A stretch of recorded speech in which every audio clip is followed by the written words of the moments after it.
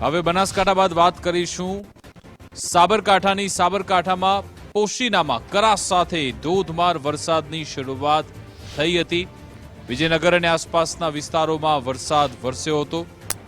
સાબરકાંઠામાં વાતાવરણમાં અચાનક પલટો આવ્યો અને વરસાદની શરૂઆત। વિજયનગર આસપાસના વિસ્તારોમાં વરસાદ વરસ્યો। વરસાદ પડતા સમગ્ર પંથકમાં ઠંડક પ્રસરી। વિજયનગર સહિત ગ્રામ્ય વિસ્તારોમાં મેઘમહેર થઈ હતી।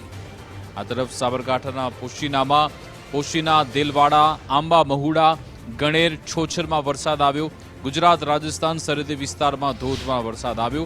પોશીના રસ્તા પર વરસાદી પાણી વહેતા નદી જેવા દ્રશ્યો જોવા મળ્યા।